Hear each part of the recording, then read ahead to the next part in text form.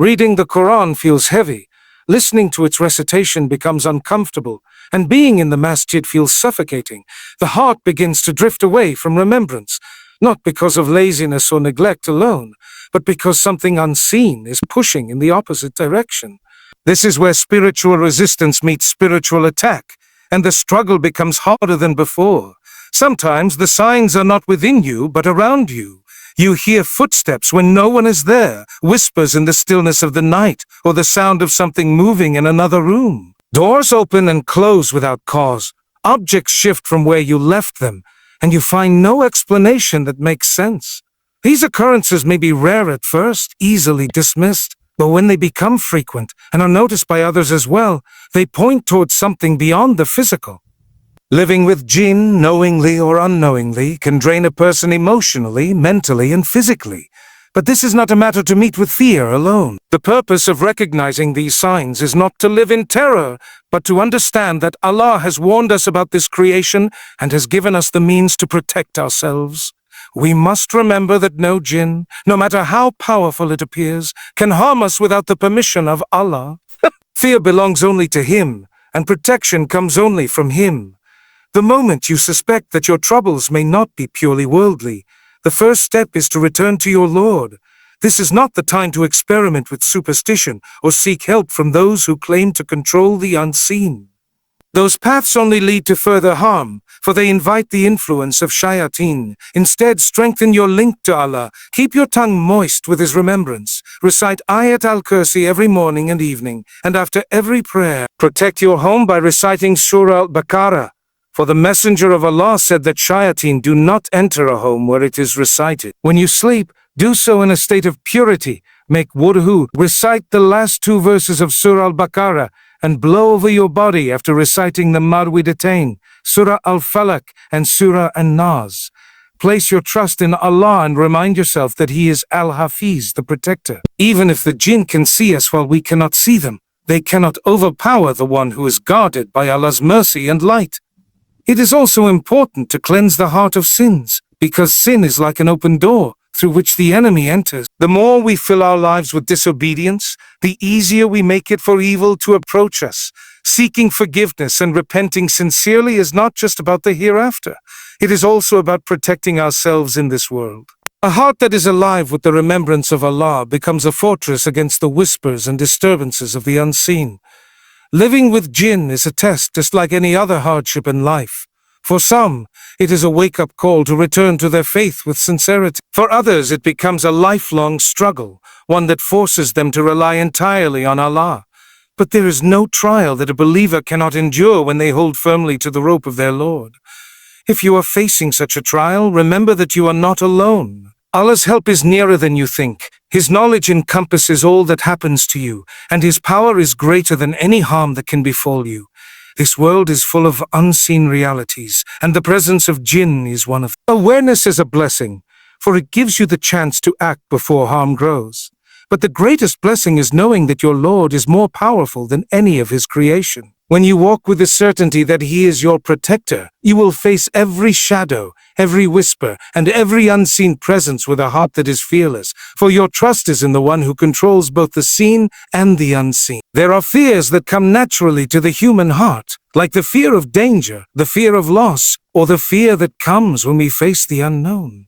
But then there is a kind of fear that is harder to explain, one that rises from deep within without warning, clinging to the chest like a heavy weight. It is not connected to a threatening event or a visible cause. You may be sitting alone in your home, in perfect silence, and suddenly feel your heart race, your skin prickle, and your mind grow uneasy. You tell yourself there is nothing to worry about, but the sensation doesn't fade. It follows you from room to room, making you glance over your shoulder or avoid looking into dark corners. It is as if something unseen is watching, and no matter how brightly the lights shine, the feeling of being observed doesn't leave. This persistent, unexplained fear can eat away at a person's peace, turning their safe spaces into places of tension and discomfort. Sometimes this fear is tied to specific locations within a home. You might notice that one room always feels heavier than the others, as though the air is thicker. You hesitate to enter, and when you do, you cannot relax. Even if you tell yourself it is just your imagination, the discomfort remains. At night, this fear often intensifies. You might find yourself hearing faint, unrecognizable sounds, like a whisper at the edge of your hearing, or a footstep that you cannot quite explain. It is not the usual creaks of a building settling, for something in your instincts tells you it is different. You may try to distract yourself with your phone, television, or conversation, but in the quiet moments, the unease returns stronger than before. This type of fear does not respond to logic. You can stand in that same place during the day, examine every corner, check every window and door, and still find no cause. Yet when you are alone, or when darkness falls, the sensation grips you again. The more it happens, the more it begins to affect your daily routine. You may avoid being home alone, rush to turn on lights, or leave certain areas unused. This is not the natural caution that everyone has. It is something deeper and more constant, as though it has attached itself to your thoughts. For some, this fear is accompanied by a change in the atmosphere of the home itself. Guests may comment on feeling uncomfortable or are watched without being told anything beforehand. Even animals can react. Cats staring fixedly at an empty corner, dogs barking at nothing visible. These subtle signs add to the unease, confirming that perhaps it is not just in your mind. It can lead to restlessness, difficulty sleeping, and even anxiety about returning home. While stress or trauma can also cause similar feelings, when this fear appears without reason and remains over time, it may be a sign of something beyond the physical. It becomes a reminder that the unseen world exists, that not all presences around us are human, and that sometimes the heart senses what the eyes cannot see. The night is meant to be a time of rest, a moment when the body recovers and the soul finds peace. Yet for some, the hours of darkness become a source of dread, a cycle they approach with unease rather than comfort. Extreme nightmares can turn sleep into a battlefield, leaving a person exhausted before the day even begins.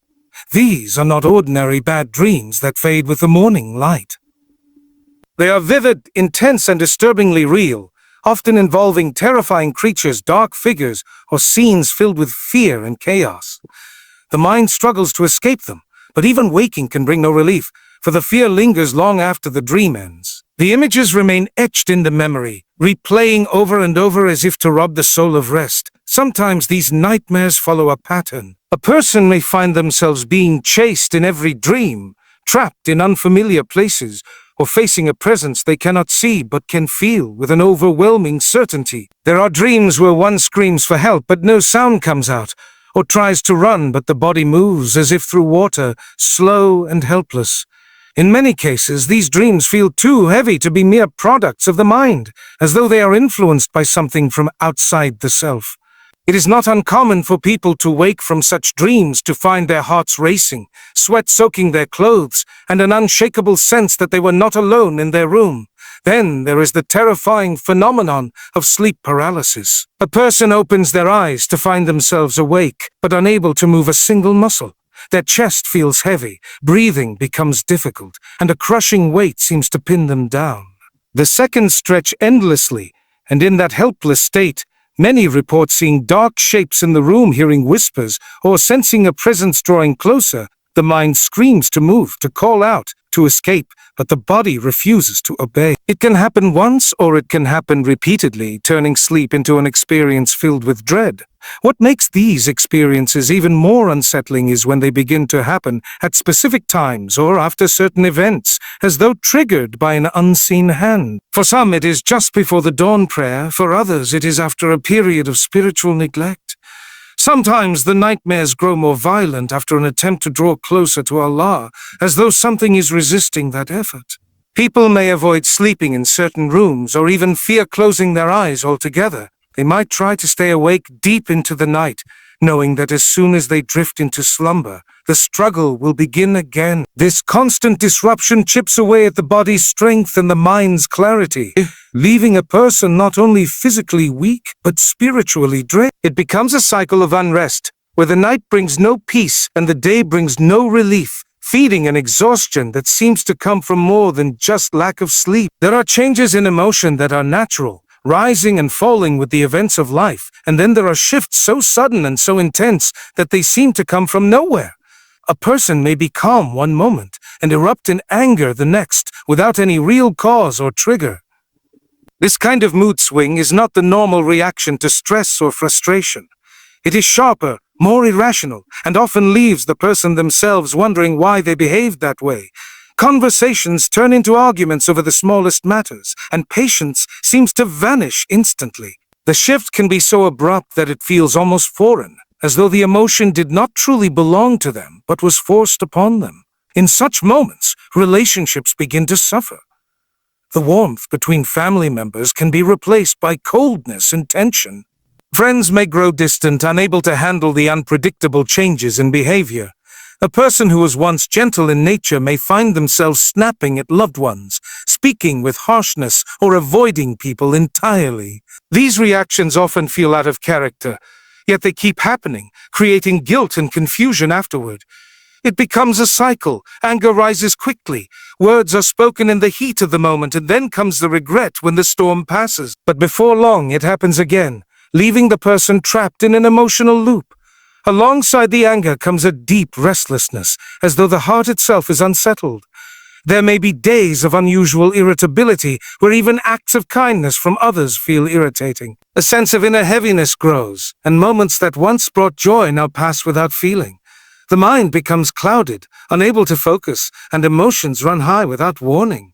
While such states can come from worldly pressures, they can also be stirred by forces of the unseen, seeking to create division, resentment, and distance between people. The jinn that aim to harm do so not only through fear or physical disturbance, but by planting seeds of discord in the heart, making the person feel as if hostility is justified even when it is not. It is also common for such mood swings to intensify during moments of worship or closeness to Allah.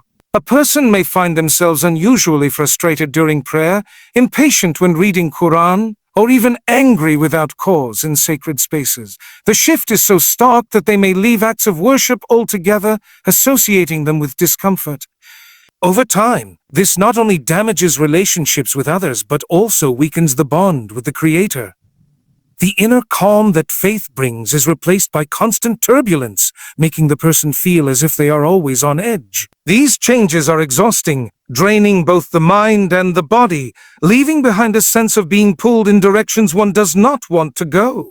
When the heart no longer feels like its own, and emotions begin to control a person rather than the other way around, it becomes clear that the disturbance is deeper than what can be seen on the surface. There are illnesses that come with clear symptoms, diagnosable causes, and medical treatments that bring relief. But then there are conditions that linger without explanation, pains that appear suddenly and vanish just as mysteriously, and a weakness that drains the body even when it has been well fed, well rested, and cared for. This kind of unexplained physical suffering can leave a person moving from one doctor to another, undergoing countless tests and scans, only to be told that everything appears normal. The frustration grows when the pain is real, the exhaustion undeniable, yet there is no physical reason to explain it. Limbs may feel heavy as though weighted down, the head may throb without cause, or sharp aches may travel through different parts of the body without warning. Often this weakness does not remain constant throughout the day. It can intensify at specific times or in certain situations. For some, it strikes during acts of worship, a sudden headache in the middle of prayer, a wave of dizziness when opening the Qur'an, or an overwhelming fatigue when sitting in a gathering of remembrance. At other times, it may surface in sacred spaces such as a mosque, causing discomfort so strong that the person wants to leave. While physical exhaustion from daily life is natural, this kind of targeted weakness feels different, almost as though it is reacting to spiritual activity. The impact on daily life can be significant. Tasks that were once easy become exhausting. Climbing stairs feels like climbing a mountain, and walking short distances leaves the person short of breath. Even speaking for a while can feel draining, as though every word is pulling energy from deep within. Sleep may not bring refreshment, and waking up can feel like emerging from a battle rather than from rest. The body becomes unpredictable, fine one moment, then suddenly overtaken by waves of discomfort that make even simple movements difficult. Sometimes, the pain is accompanied by sensations that cannot easily be explained in medical terms. A burning feeling under the skin, the sudden chill of one limb while the rest of the body remains warm, or a crawling sensation along the back or neck. These moments can be unsettling, especially when they happen in complete stillness and without any environmental cause. The persistence of such experiences can lead to emotional distress, as the person feels trapped in a body that does not respond to reason. Loved ones may struggle to understand, especially when outwardly there are no signs of illness. This can lead to feelings of isolation, as the sufferer is left to deal with both the pain itself and the lack of validation from others. The uncertainty of when the weakness will strike creates a constant tension, and over time the person may begin to avoid certain activities, gatherings, or even worship out of fear that the symptoms will flare again. The body's strength becomes unreliable, and each day carries the silent question of whether it will hold up or fail without warning, turning the simplest routines into unpredictable trial. There are times in a believer's life when worship feels light and uplifting, when the heart yearns for the prayer mat and the soul finds peace in the recitation of the Qur'an. But there are also moments when that desire fades, replaced by an unexplainable heaviness. Then, for some, this shift is not gradual or tied to laziness. It is sudden, intense, and persistent. The mere thought of standing for prayer feels burdensome, and picking up the Quran feels as though it requires immense effort. It is not that the person has lost faith or no longer understands the importance of worship, but rather that something inside seems to resist it with a force that is hard to describe. This aversion can appear in subtle ways at first.